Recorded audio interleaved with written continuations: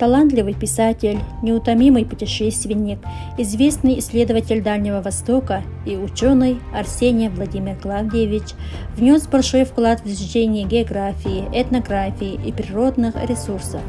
Он сочетал в себе прозорливость, ум, талант писателя при наличии благородства и трудолюбия.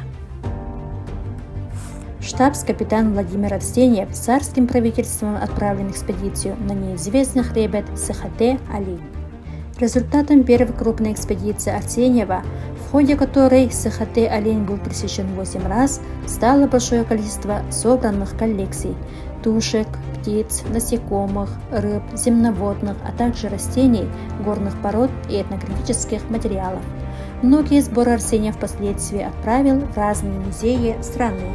По всему маршруту экспедиции велись метеорологические наблюдения, топографические съемки местности, составлялись карты и планы. Арсеньеву удалось собрать множество этнографических сведений о коренных народах Уссурийского края. Все собранные экспедиции сведения легли в основу доклада, который Арсеньев большим успехом прочитал 20 апреля 1907 года в Приамурском отделе. Владимир Арсеньев много лет изучал природу Сахате-Алиня и назвал уникальную природу «великим лесом». Писатель Владимир Клавдиевич Арсеньев широко известен своими приключенческими книгами по Уссурийскому краю и Дерцу-Узала, рассказывающими о его экспедициях по Уссурийской тайге вместе со своим другом и проводником Гольдом Дерцу-Узала. Эти книги еще при жизни автора были очень популярны.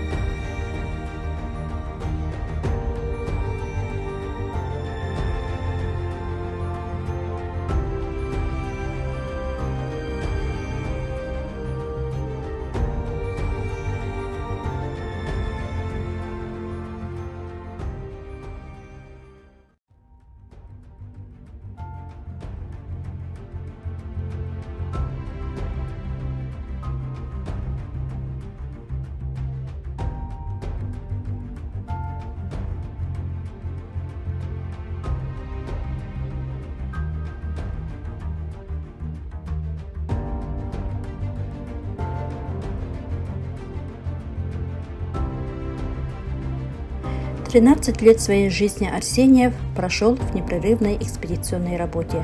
Он умер, работая.